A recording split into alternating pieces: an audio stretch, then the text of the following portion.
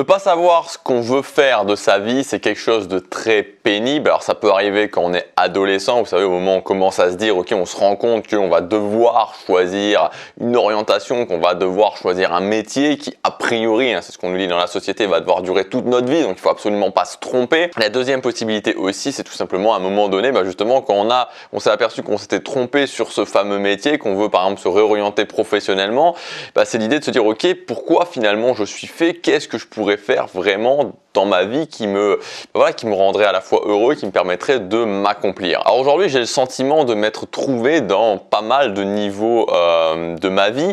Peut-être que vous avez déjà ressenti ça sur certains plans de votre vie. Se trouver, c'est vraiment une sensation assez difficile à décrire. C'est se sentir quelque part rempli quand on fait les choses, c'est se sentir aussi heureux de faire les choses. Alors bien sûr, il y a toujours des choses qu'on préfère faire, mais c'est quelque part être... se dire qu'on est à sa place finalement, qu'on fait les choses pour lesquelles on est fait.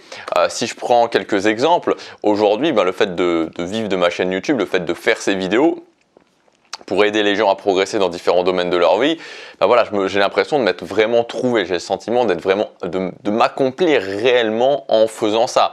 Une autre chose par exemple, c'est le fait de vivre à Séoul. Aujourd'hui, je vis à Séoul, c'est un truc qui me rend super heureux. Je me sens vraiment, je sais pas, des fois je marche dans les rues et je me dis waouh, j'ai l'impression d'être vraiment à l'endroit où je dois être. J'ai l'impression d'être vraiment accompli sur le fait de vivre dans cette ville. Maintenant, les choses n'ont pas toujours été comme ça. Ça a été loin d'être le cas pendant très longtemps. Je me souviens encore quand j'avais 16 ans, j'avais acheté un livre sur le fait de comment s'orienter, quoi choisir, parce que je savais pas du tout quoi faire de ma vie. Et dans ce livre, ça donnait des choses assez bateaux finalement. Quelles sont vos passions? Et puis je m'étais dit, mes passions à l'époque, qu'est-ce que j'aimais faire? Qu'est-ce que vous aimez faire? Ce que j'aimais faire, c'était juste jouer aux jeux vidéo. Donc je m'étais dit, je vais faire des études pour pouvoir devenir, je crois que c'était programmeur à l'époque, pour pouvoir travailler dans le monde des jeux vidéo. Et ça voulait dire devenir programmeur, ça voulait dire faire des maths. Donc j'ai commencé à me lancer là-dedans, mais j'aimais pas du tout ça. Finalement, j'ai arrêté. Puis après, je me suis dit, dans quoi je peux me lancer où il va y avoir plus du tout de maths. Enfin bon, bref, ça a été un peu une catastrophe à ce niveau-là. Et je m'étais pas du tout trouvé en procédant de cette façon-là. Et donc si je regarde il y a 10 ans en arrière, même moins que 10 ans en arrière, c'était loin d'être le cas. Et donc dans cette vidéo, je voudrais vous donner plusieurs conseils qui m'ont permis, tirés de mon expérience personnelle, qui m'ont permis de passer d'un moment où dans tous les domaines de ma vie, vraiment c'était dans tous les domaines de ma vie, je me sentais complètement perdu, je me sentais très loin de m'être trouvé, à aujourd'hui où honnêtement, dans pas mal de domaines de ma vie, je sens justement que je me suis trouvé. Avant de commencer, je voudrais juste vous rappeler qu'il y a une offre spéciale, un méga pack avant retrait définitif qui est actuellement disponible et qui va être disponible pendant les prochains jours. Si vous n'avez pas vu la vidéo d'hier, je vous conseille de la regarder parce que je vous parle justement en détail de ce méga pack. Je vous explique longuement qu'est-ce que c'est, pourquoi je l'ai fait et quels sont les avantages que vous allez avoir. Donc vous pouvez regarder la vidéo d'hier et vous avez aussi toutes les informations dans le premier lien dans la description. Alors comment se trouver? Comment savoir finalement ce qu'on doit faire de sa vie quand on est perdu? Le premier conseil, c'est qu'on n'est pas tous égaux devant le fait de se trouver, c'est-à-dire qu'il y a des gens qui vont se trouver rapidement, il y a des gens qui vont prendre plus de temps à se trouver, et que dans tous les cas, il n'y a pas, c'est pas grave. C'est-à-dire que si aujourd'hui vous vous êtes pas trouvé, il ne faut pas se mettre une pression démesurée, il ne faut pas vous dire qu'il y a quelque chose avec vous, il ne faut pas vous dire que vous allez jamais vous trouver, il ne faut pas vous dire que il ne faut pas forcément vous comparer aux autres, voilà. On n'est pas égaux à ce niveau-là. Il y a des gens qui vont se trouver rapidement, des gens qui à 10 ans ils se seront trouvés, il y a des gens qui vont se trouver peut-être à 40 ans. C'est pas un problème. Ce qu'il faut, c'est se mettre sur le chemin, ne pas se mettre une pression démesurée et savoir aussi que c'est un processus. Il faut comprendre que c'est un processus et que c'est très rarement, alors ça arrive pour certaines choses, mais c'est très rarement quelque chose qui vous tombe dessus comme ça, ou même quand c'est quelque chose qui vous tombe dessus comme ça, c'est à la suite justement d'avoir pris des actions.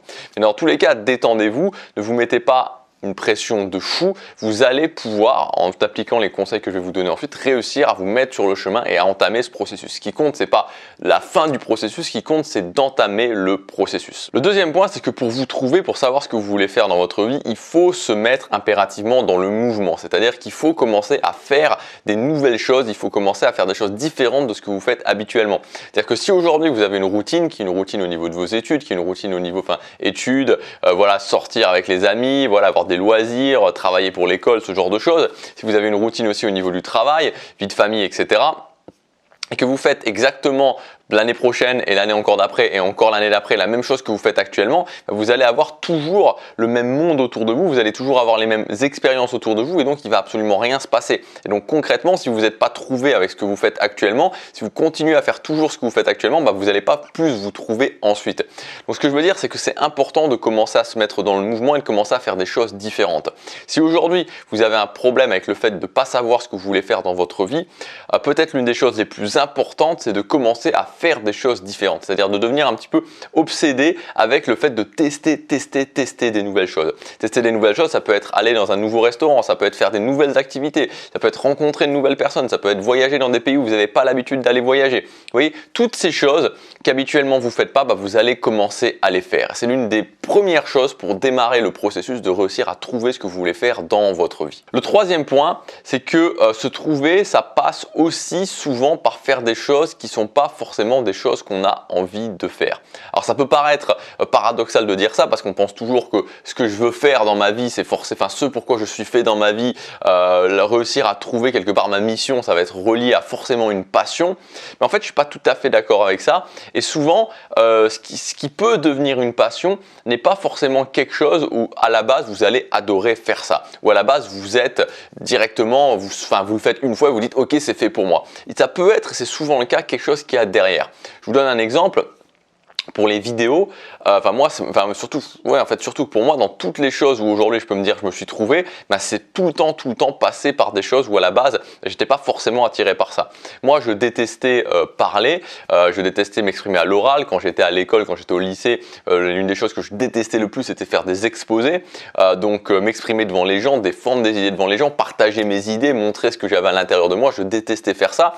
Et aujourd'hui, c'est mon métier. Alors, je le fais pas en live, bien que ça m'est arrivé de le faire en live, mais je le fais la plupart du temps en vidéo, mais c'est quand même m'exposer, c'est quand même partager des choses, c'est quand même m'exposer à la critique, il y en a pas mal sur YouTube, c'est d'autant plus facile quand on est sur YouTube derrière un écran de critiquer les gens, c'est me montrer vulnérable, c'est parler de mes échecs, c'est tout ça que je n'aimais pas faire, qui me faisait même peur, et pourtant aujourd'hui, c'est quelque chose que j'aime faire, et voilà, c'est quelque chose que je pourrais dire, je pourrais plus me passer de faire des vidéos, en fait, je les fais aussi parce que j'adore faire ça. Donc il faut bien comprendre que des fois, il y a une barrière au départ, il y a quelque chose qu'on n'aime pas forcément faire et en commençant à le faire, on va pouvoir se trouver et arriver aussi à ce qu'il y a derrière. Parce qu'évidemment que j'aime faire des vidéos YouTube, évidemment que j'aime aider les gens, mais c'est aussi tout ce que ça implique dans ma vie, le lifestyle que ça implique, le fait que je peux gagner confortablement ma vie, le fait que je peux vivre aussi là où je veux et tout ce genre de choses. Donc ne pensez pas que forcément se trouver, ça veut dire faire que des choses qu'on aime, parce que si vous faites ça, vous vous limitez énormément et vous savez pas en fait si peut-être derrière quelque chose que j'aime pas forcément, en fait, il va y avoir quelque chose que j'aime. Moi aussi, par exemple, le fait de commencer à voyager, alors que j'aimais pas voyager, j'ai commencé à tester ça, à tester le fait de voyager. J'avais même peur de voyager, je voulais aller au-delà de ça, je voulais pas être limité par ça, et ça m'a permis de me rendre compte que j'adorais l'Asie, par exemple, et que je voulais vivre en Asie. Donc voilà, ne vous limitez pas simplement aux choses que vous aimez, et allez aussi chercher derrière les choses où vous avez un petit peu peur. Des fois, vous avez peut-être des choses que vous avez envie de faire, que vous avez envie de tester, vous avez envie de vous lancer là-dedans, mais il y a une barrière à l'entrée parce que ça vous fait peur. Essayez d'aller au-delà parce qu'en général, c'est assez bon signe et vous pouvez justement en faisant ça commencer à vous trouver. Le quatrième point, c'est de rencontrer des gens qui se sont trouvés. C'est pas parce que vous rencontrez des gens qui se sont trouvés que vous allez faire exactement la même chose qu'eux, mais se rentrer en contact justement, commencer à parler avec des gens qui sont dans cet état d'esprit-là, vous allez pouvoir voir un petit peu ce que ça fait de s'être retrouvé, voir comment ces gens parlent de leur activité, voir comment ces gens agissent par rapport à leur activité, comprendre aussi comment ils se sont trouvés. Et ça, c'était une des grandes parts qui m'a permis aussi de me trouver dans pas mal de domaines. C'est que j'ai commencé à regarder des vidéos sur Internet de gens qui s'étaient trouvés et ça a commencé un petit peu à me faire comprendre ce processus. Et puis ensuite, je les ai rencontrés. C'est-à-dire qu'ensuite, souvent, j'ai pris du coaching justement dans différents domaines avec ces gens-là. Et le fait de les rencontrer, parce que quand on voit quelqu'un en vidéo et quand on le voit en vrai, c'est encore différent. C'est un truc assez indescriptible. Je vous dis ça, mais vous pouvez ne pas me croire. Vous pouvez me dire oui, mais en quoi ça va servir? Je n'ai pas d'explication vraiment super logique pour vous dire quand vous rencontrez quelqu'un qui s'est trouvé, pourquoi ça va vous permettre quelque part d'avancer un petit peu plus sur le chemin. Mais voilà, c'est quand on est en permanence avec des gens, et c'est souvent le cas, c'est-à-dire qu'aujourd'hui dans notre vie, si vous voulez, les études qu'on a fait, le passage école, collège, lycée, c'est pas quelque chose qui nous encourage à nous trouver. On nous dit juste qu'il faut trouver un métier, il faut absolument trouver un métier. Le Graal, c'est un petit peu d'avoir un CDI, surtout quand ton CDI n'en bouge pas, parce que si tu te fais virer, c'est la catastrophe.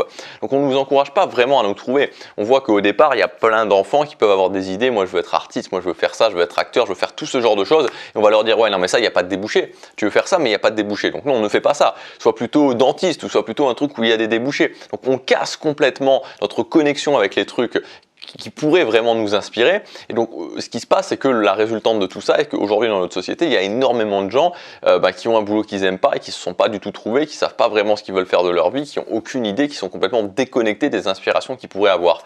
Et quand on reste avec ces gens-là, et souvent on reste avec ces gens-là parce que c'est la majorité des gens, forcément ça ne nous connecte pas à comment ça se passe quand on s'est réellement trouvé. Et c'est pour ça que c'est important de vraiment de faire cette expérience-là, de rencontrer des gens qui se sont trouvés et de pouvoir partager leur expérience. Et enfin, le 5e point, c'est aussi de s'engager à fond sur des objectifs. Vous ne pouvez pas savoir à quel point le fait de s'engager sur un objectif, même si à la base ce n'est pas un objectif où je me dis je suis à 100% là-dessus, le fait d'y aller, le fait de commencer à le faire, le fait d'être régulier, le fait de s'engager, le fait d'aller au-delà des épreuves et de continuer même quand c'est difficile, vous ne pouvez pas imaginer à quel point ça fait que vous allez apprendre par rapport à vous-même, que ça fait que vous allez apprendre à vous connaître, vous allez avoir un maximum de retours d'expérience et vous allez pouvoir ensuite peut-être avancer encore plus sur cet objectif ou peut-être prendre un nouvel objectif, agir différemment sur le prochain objectif. Donc c'est très important de faire ça. Et aujourd'hui, quelque chose qui empêche beaucoup les gens aussi de réussir à se trouver, à faire ce qu'ils veulent faire dans leur vie, c'est qu'ils veulent directement avoir l'objectif parfait. Ils veulent directement avoir l'objectif où ils disent je me sens super connecté à cet objectif et tant que je ne l'ai pas, je ne vais pas m'engager à 100%. Si vous n'avez pas un objectif aujourd'hui vous dites ok, je suis engagé à 100%, je me sens connecté à 100% sur cet objectif, commencez par un objectif où vous vous sentez peut-être engagé à 20, 30 ou 40%, c'est pas grave, mais commencez à le faire et surtout engagez-vous à 100%.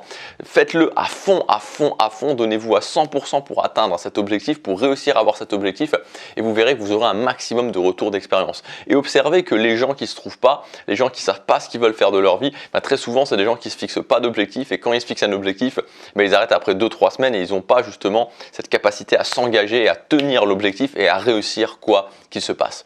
Voilà, j'espère que ces conseils vous auront aidé.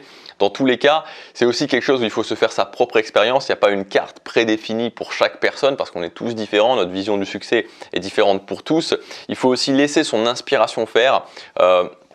Souvent c'est ça, c'est-à-dire que souvent c'est que si malheureusement on vous a répété pendant toute votre enfance que la vie c'était pas facile, qu'on faisait pas ce qu'on voulait, on faisait ce qu'on pouvait, qu'il fallait avoir un boulot stable et tout genre d'imbécilité, ça vous a complètement castré, j'ai envie de dire, au niveau de votre connexion, au niveau de votre inspiration par rapport aux choses qui pourraient être vos missions de vie. Et donc il va falloir prendre un petit peu de temps pour se reconnecter, mais n'oubliez pas, voilà, mettez-vous dans le mouvement, c'est le plus important, faites des choses différentes, c'est important, ça aussi c'est très important, faites des choses différentes de ce que vous avez fait. À partir du moment où c'est différent de ce que vous faites généralement, c'est très bon, c'est très très bon aussi pour votre inspiration. Et puis voilà, soyez cool aussi avec vous-même, prenez ce chemin-là, testez des choses, engagez-vous sur vos objectifs, atteignez des objectifs, ajustez petit à petit et vous allez voir que vous allez réussir à vous trouver.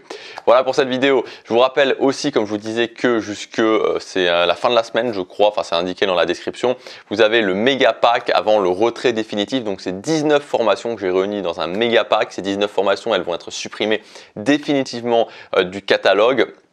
Et juste avant la suppression, pour ceux qui veulent investir sur eux, pour ceux qui veulent compléter leur collection, pour ceux qui veulent vraiment pouvoir profiter un petit peu de ce dernier déstockage, vous avez une réduction sur l'ensemble de ces formations de 3 294 €. C'est-à-dire que chacune de ces formations au prix catalogue, elles sont vendues entre 147 et 197 €. Et là, par rapport à ce que vous devriez payer si vous les achetiez au prix catalogue, vous avez une réduction de 3 294 €. Voilà, donc c'est le moment de passer à l'action. Vous avez toutes les informations dans le premier lien dans la description. Je vous dis à demain, passez à l'action, chaque jour compte.